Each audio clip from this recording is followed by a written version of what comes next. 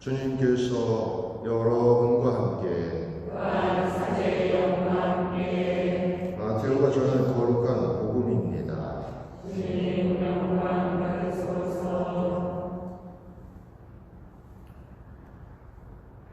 그때 예수님께서 제자들에게 말씀하셨다. 내가 율법이나 예언서들을 폐지하러 온 줄로 생각하지 마라. 폐지하러 온 것이 아니라 오히려 완성하러 왔다. 내가 진실로 너희에게 말한다. 하늘과 땅이 없어지기 전에는 모든 것이 이루어질 때까지 율법에서 한 장 한 획도 없어지지 않을 것이다. 그러므로 이 계명들 가운데서 가장 작은 것 하나라도 어기고 또 사람들을 그렇게 가르치는 자는 하늘나라에서 가장 작은 자라고 불릴 것이다. 그러나 스스로 지키고 또 그렇게 가르치는 이는 하늘나라에서 큰 사람이라고 불릴 것이다. 주님의 말씀입니다. 그리스도님 찬양합니다. 제가 어제 이제 마태복음 묵상에 관한 그런 이야기를 했었는데, 사실 참 예수님 그 인사는 하고 해야 되는데,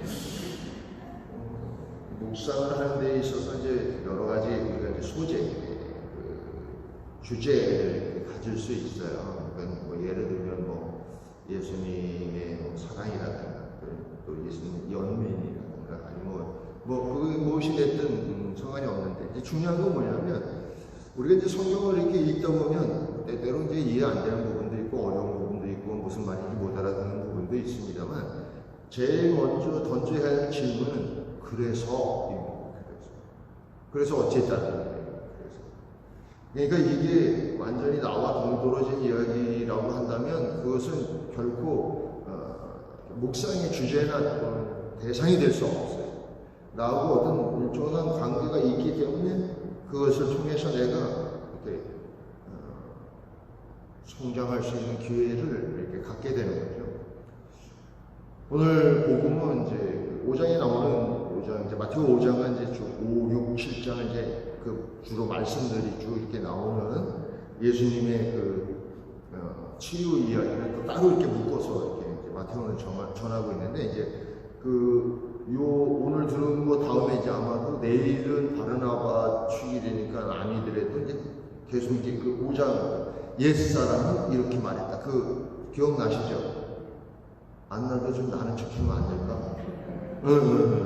그래가지고 이제 그 이야기들을 하시기 전에 이제 요 이야기, 오늘 들은 복음 말씀이 마치 이제 그 소문처럼 이렇게 나오는 겁니다. 내가 율법이나 예언서를 폐지하러 온 줄로 생각하지 마라. 완성하러 왔다.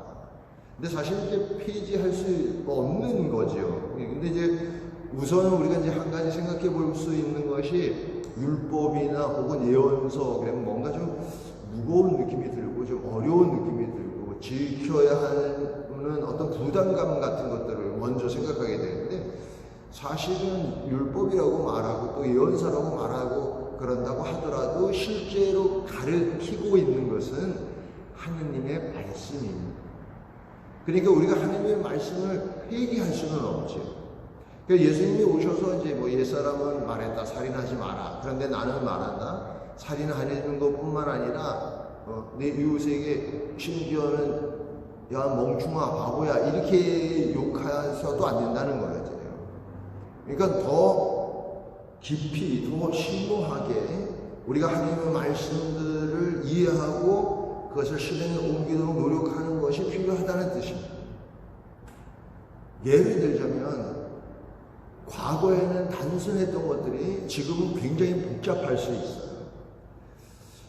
지금은 우리가 이제 당연하게 여기고 있어요. 지적 재산권이라고 해서 당연하게 여기고 있는데, 그것이 막 이렇게 발전을 해올 때, 지금 이제 우리가 이제 뭐 핸드폰이라든가 무슨 컴퓨터라든가 뭐 이런 것들을 뭐 너무 익숙하게 이렇게 사용하고 있기 때문에 당연한 것처럼 여겨지지만, 그것이 맨 처음에 나왔을 때는 그것을 쓰는 데 있어서 굉장히 굉장히 복잡했단 말이에요.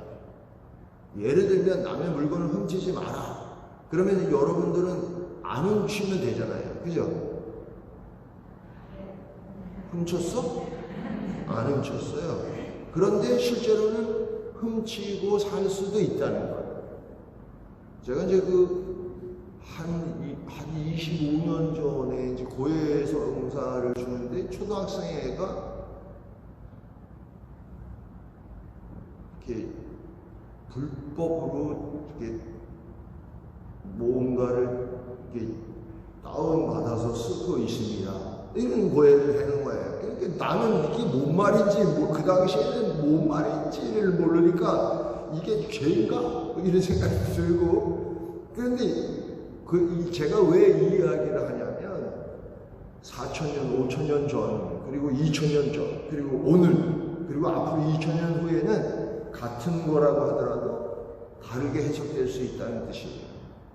그러니까 오늘날 우리에게 하나님의 말씀이 어떻게 적용될 수 있는지를 알려면 묵상해요. 예를 들면 우리가 들었던 오늘 독서는 엘리야 예언자와 바알의 예언자들과 이제 그 번제를 바치는 그 대결을 이렇게 하는데 엘리야 예언자가 이제 승 이렇게 그런 이야기잖아요, 그죠? 금방 들었는데 다시 읽어줄래다가 그런데 여러분들은 그런 이야기를 이런 그 예언서의 말씀을 들으면 무슨 생각이 드십니까? 눈초리를 보니까 아무 생각이 없군요.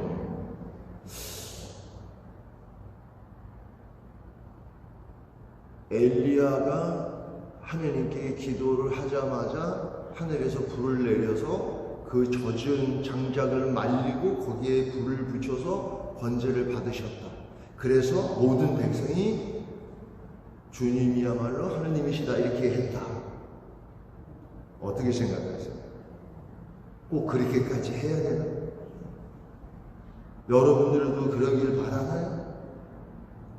사실 이스라엘 백성들을 여러분들은 성경을 읽어보셔서 아시겠습니다만 이스라엘 백성들은 하나님으로부터 불림을 받았음에도 불구하고 하나님의 뜻에 계속 어긋나는 삶을 살고 있고 그럴 때마다 하나님께서 그러한 예를 들면 뭐 메추리기 떼를 보내준다든가 아니면 뭐 바위에서 물을 나오게 한다거나 오늘 엘리야처럼 그런 어떤 이적을 그런 어떤 표징을 보여줘야만 다시 돌아와.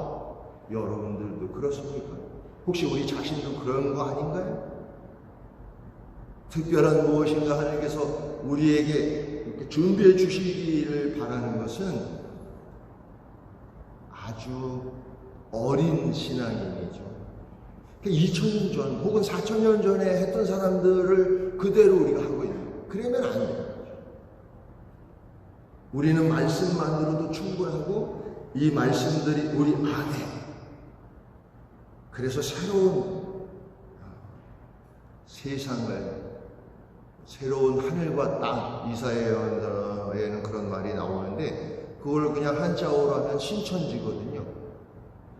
이놈의 신천지가 아마 그걸 가지고 신천지라고 이름을 줬는지 모르겠습니다만 사실 새로운 하늘, 새 땅 이런 종말론적 의미를 갖는 건 아니에요. 그러니까 예를 들자면 이런 거랑 비슷하다고 생각하면 돼요. 여러분들이 이제 병원에 여기 안 좋아가지고 병원에 갔더니 아무래도 그 암인 것 같다. 조직 검사를 해봐야 되겠지만 아무래도 암인 것 같다. 그러면 여러분들은 어떤 심정일 것 같아요? 이 사지선다형을 좋아하시는구나. 1. 기쁘다. 2. 행복하다. 3. 고통스럽다. 4. 모른다. 5. 안 가르쳐준다. 자, 몇 번입니까? 고통스럽다. 그렇죠? 아주 망감이 이렇게 내가 지금 죽으면 우리 저기는 어떻게 가고 뭐 이렇게 생각이 많을 거 아닙니까? 그러니까 뭐 이제 우울하고 고통스럽죠. 이제 그 결과가 이제 2주 후에 나온다니까 2주 동안 거의 지옥처럼 사는 거예요. 그래가지고 이제 2주 후에 갔더니 의사가 자연이 아닙니다. 그냥 일반 물혹입니다. 막 이랬다고 쳐요. 그럼 여러분들이 병원에 나올 때 기분이 어떨 것 같아요? 분명히 들어갈 땐 보지도 못했던 하늘이 왠지 더 이쁘고 막 갑자기 꽃도 보이고 사람들도 다 막 행복해 보이고 막 그러지 않습니까? 이게 새로운 하늘, 새로운 땅, 새로운 세상인 거예요. 우리가 하나님의 말씀 때문에, 우리가 하나님의 말씀으로 여러분들이 묵상하고 나면 바로 그런 기분으로 세상을 볼 수 있는 거예요. 바로 그런 기분으로 여러분의 배우자를, 자식을, 부모를, 형제를, 이웃을, 나무를, 풀을, 하늘을, 땅을 볼 수 있는 거예요.